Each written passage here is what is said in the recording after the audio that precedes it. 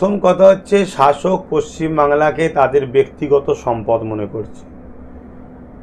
সে মনে করছে পশ্চিমবাংলায় আমি আর আমার ভাই বিজেপি এরাই শুধুমাত্র প্রোগ্রাম করতে পারবে, অন্য কাউকে করলে ডিস্টার্ব করব, পুলিশদের পিটবো, রুখবো, কেস দেবো, অন্য কাউকে করতে দেবো না। কেন? পশ্চিমবঙ্গ আমাদের ব্যক্তিগত। যেমন বিজেপি মনে করছে দেশটা তাদের ব্যক্তিগত, ঠিক এই চিন্তাধারাতে তারা আজকে এই রকম কাজ করে চলেছে। তাই তাদের এই সংবিধান বিরোধী যে ভাবধারা বা চিন্তাধারা, এটাকে আমি তীব্র নিন্দা জানাচ্ছি এবং আমার একজন সংবিধান প্রেমিক দেশপ্রেমী মানুষ হিসাবে বিজেপি এই টিএমসির এই কর্মকাণ্ডে এবং বিজেপি যেভাবে চিন্তাভাবনা, উভয়ের এই চিন্তাভাবনার বিরুদ্ধে আমি প্রতিবাদ জানাচ্ছি। পাশাপাশি এই যে বিভিন্ন রাজ্যে বাঙালিদের ওপরে যে অত্যাচার কেন্দ্র ফ্যাসিস্ট সরকার করছে, সেও চরমভাবে দেশের যুক্তরাষ্ট্রীয় কাঠামোকে ধ্বংস করতে চাইছে এবং বাংলা ও বাংলা ভাষাকে অপমান করছে, অবজ্ঞা করছে, অপমান করছে। অথচ দেশ স্বাধীনতার জন্যে বাংলা ভাষার 20 সন্তানেরা, যারা মাতৃভূমি বাংলা ছিল, নেতাজি সুভাষচন্দ্র বসু থেকে হাফিজ তিতুমির থেকে শুরু করে এভাবে বহুত, কতজনের নাম বলবো, যে অবদান তাদের রয়েছে, আমি অন্য সবার অবদানকেই সাধুবাদ জানাচ্ছি, ধন্যবাদ জানাচ্ছি বা শ্রদ্ধা জানাচ্ছি। কিন্তু তুলনামূলক বাংলা সব থেকে বেশি কিন্তু দেশ স্বাধীনতার বীর পুরুষ দিয়েছে, দেশের তাদের অবদান অনেকটা বেশি রয়েছে। তা সেই জায়গায় আমার কোনো এক জায়গায় যেন মনে হচ্ছে এই জন্যে বাংলার ওপরে একটা বেশি রাগ। কেন? বর্তমান কেন্দ্র সরকার তো ব্রিটিশ পলিসি বা ব্রিটিশদের যেন মনে হচ্ছে দেখানো রাস্তাতে চলতে চাইছে, দেশকে শেষ করতে চাইছে, দেশের মধ্যে গোলামি প্রথা শুরু করতে চাইছে। তো এটা যেমন কেন্দ্র সরকার নিন্দার কাজ করছে, আর রাজ্য সরকার যে কলকাতায় প্রোগ্রামটা করেছে, এক তো নিজে বলছে যে অন্য কেউ কলকাতায় আন্দোলন করতে পারবে না, বিশেষ করে ওয়াকাবলিয়া বলেছিল আন্দোলন করতে পারবে না। এ থেকে বোঝা যাচ্ছে এই ওয়াকাবটা মুসলমানদের ধর্মীয় ইস্যু, তো তাই রাজ্য সরকার মুসলমানদের মসজিদ, মাদ্রাসা, কবরস্থান, ঈদগাহ, খানকা গেলে রাজ্য সরকার বড় খুশি হবে। কেন? তিনি যে মুসলিম বিদ্বেষী, ইসলাম বিদ্বেষী, তার একটা বহিঃপ্রকাশ, এটাও একটা তার প্রমাণ। পাশাপাশি রাজ্য সরকার যে আন্দোলনটা করতে নামলো, শুধুমাত্র আইওয়াস একটা নাটক করলো। রাজ্য সরকার যদি সত্যি পর্যায়ী শ্রমিক বাঙালিদের দরদি হতেন, তাহলে আজকে 2.5-3 মাস কম বেশি ধরে এই অত্যাচার চলছে, আরও বেশি কম বেশি হতে পারে। তো সেই জায়গায় কেন্দ্র সরকারের এই অত্যাচারের, এই জুলুমের প্রতিবাদ আজকে মনে পড়লো। অবশ্য ধন্যবাদ জানাই কংগ্রেস বন্ধুরা, তারা তো দীর্ঘদিন আন্দোলন করে যাচ্ছে দেখছি, অনেকদিন তো পুরো দেশ জুড়ে। আর নওশাদকেও এবং আইএসএফকে, তারা কর্মীদের ঘরেও আমি সাধুবাদ ধন্যবাদ জানাই, তারাও দীর্ঘদিন ধরে এই আন্দোলন করছে এবং কলকাতায় হোম ডিপার্টমেন্টে তারা বিভিন্ন ডেপুটেশন দিয়েছে বিভিন্ন রাজ্যে, যাতে এই একটা একটা অফিস তৈরি করা হয়, সেখানে যোগাযোগের জন্য একটা ফোন নম্বরের ব্যবস্থা করা হয়। এটা তো দীর্ঘদিন আন্দোলন নওশাদ করছে। নওশাদের আন্দোলনের হাইজ্যাকও বলতে পারি, বা আন্দোলনকে ডাউন করে, যাতে করে আমি দ্রুত ভোট আসছে, তো বাঙালি যারা বাইরে থাকে, অবাঙালি, তাদেরকে একটা প্রিয় হয়ে উঠতে হবে, এজন্যে একটা নাটকের জন্য মিছিল, যেভাবে ওই এনআরসির সময় মিছিল করে বেড়ালো। আজকে দেখুন না, বিহারে শুরু হয়েছে, আমার রাজ্যেও নাকি শুরু হয়ে গেছে, আগস্ট মাস থেকে তার বেরোবে। এনআরসির থেকে ভয়ঙ্কর, তাদের নাগরিকত্ব, তাদের নাম থাকবে না, এরকম একটা পরিকল্পনা চলছে।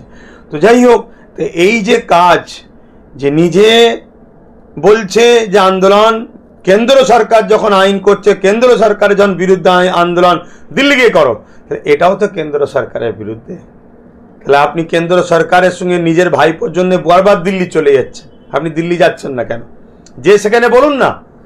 আর যদি বলতে না পারেন, একটা ফোনেও তো বলতে পারেন যে এটা কি অত্যাচার হচ্ছে, বা যে রাজ্যগুলো অত্যাচার করছে সে রাজ্যের সিএমকে তো ফোন করতে পারেন। এখন বললে বলবে আমি কীভাবে রাজ্য চালাবো, কাউকে জ্ঞান দিতে হবে না। এর আগে যখন বলেছিলেন বলতো জ্ঞান দিতে হবে না। আপনি বেশি জ্ঞানই জানি, কিন্তু তারপরও আমরা তো রাজ্যের নাগরিক, আমাদের অধিকার সংবিধান দিয়েছে, জ্ঞান দিচ্ছি না, তাই এটা আমাদের বলার দায়িত্ব, সেটা বলতে হবে। সংবিধান বাঁচাবার স্বার্থে দেশের মানুষের জন্য কথা বলতে হবে। তবে মানুষকে বুঝতে হবে যে এই ড্রামা, এই নাটক শুধুমাত্র আমাদেরকে ধোঁকা আয়াস করছে। যদি সত্যি বাঙালি বাঙালিদের প্রেমিক হতো তাহলে সুপ্রিম কোর্টে তো যে কেস করতে পারতো, কেন এটা সংবিধান বিরোধী একটা কাজ হচ্ছে। দ্বিতীয় নম্বর কথা, সেই রাজ্যকে ফোন করে একথা তো যেমন উড়িষ্যা বলো, বিহার বলো, বিভিন্ন রাজ্যে যে তোমার রাজ্যের যারা আমার রাজ্যে আছে তাদেরকে আমি পাঠিয়ে দিচ্ছি, আমারগুলোকে পাঠিয়ে দাও। জানি যুক্তরাষ্ট্রীয় কাঠামোতে এগুলো উচিত নয়, কিন্তু সোজা আঙুল যখন না ঘি ওঠে আঙুল তো বেঁকাতে হয়। সব জায়গায় আপনি দিল্লিতে চলে যান, সব বিষয়ে আপনি মোদির সঙ্গে সেটিংয়ে বসে যান বা আলোচনায় বসে যান, যাই হোক ইত্যাদি ইত্যাদি, তারা আপনার আলোচনা করেন। আর এই বিষয়টা আপনি করছেন না কেন?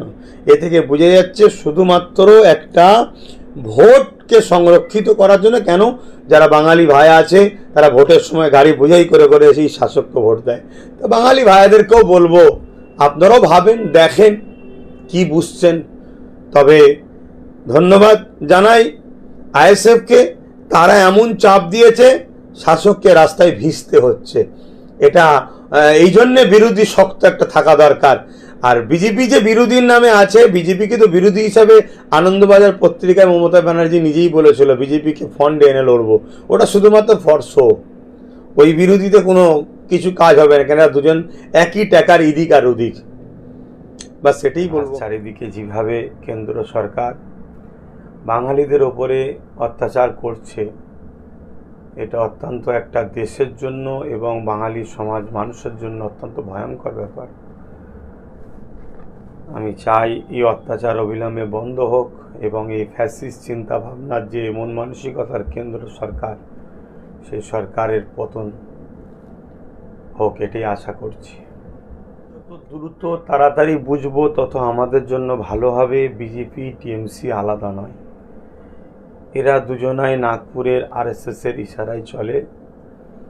দাদা ভাই বোনের সম্পর্ক এদের, যেমন আমাদের একটা পারিবারিক কোনো সম্পদকে নিয়ে দখলদারির ঝামেলা হয় মাঝে মাঝে, ঠিক তেমনই এদের পারিবারিক কখনো কখনো ঝামেলা হয় শুধু দখলদারি নিয়ে, যেই জায়গাটা আমি নেবো ওই জায়গাটা আমি নেবো।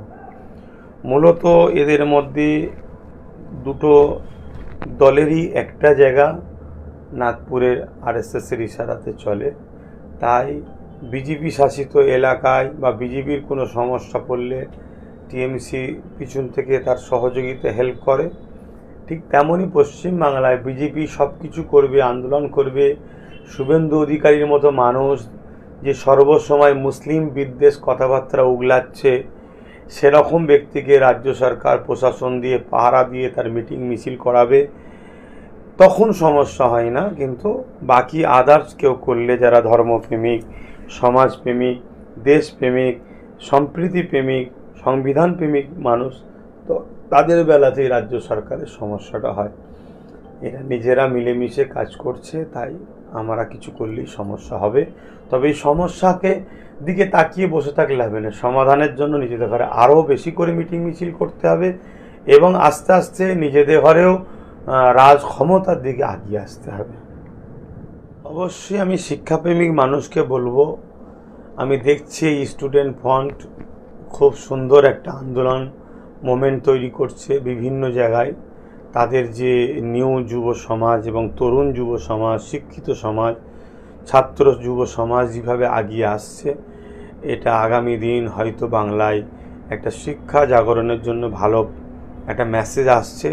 তাই প্রত্যেকটা শিক্ষাপ্রেমিক এবং দুর্নীতিকে যারা খতম করতে চায়, শেষ করতে চায়, সেই শ্রেণীর মানুষদের উচিত স্টুডেন্ট ফান্ডের এই ডাকে যথাসাধ্য আপনাদের সহযোগিতা ও সাথ দেওয়া দরকার। পাশাপাশি রাজ্য সরকার যে 32টা মাদ্রাসাকে বন্ধ করে দিয়েছে এবং এছাড়াও মাদ্রাসা শিক্ষাকে যে অবমাননা করছে, ধ্বংসের মুখের দিকে ঠেলে দিচ্ছে, তারও যখন বিষয়টা রয়েছে, একজন ধর্মগুরু ঘরের সন্তান বা ধর্মগুরু প্রচারক হিসাবে, ধর্ম প্রচারক হিসাবে আমার মনে হয় আমাদেরকে এই স্টুডেন্ট ফান্ডের এই কর্মসূচিকে সাধুবাদ জানানো দরকার এবং সহযোগিতা করা দরকার। মানুষের তাদের পাশে থাকা দরকার আমি মনে করি।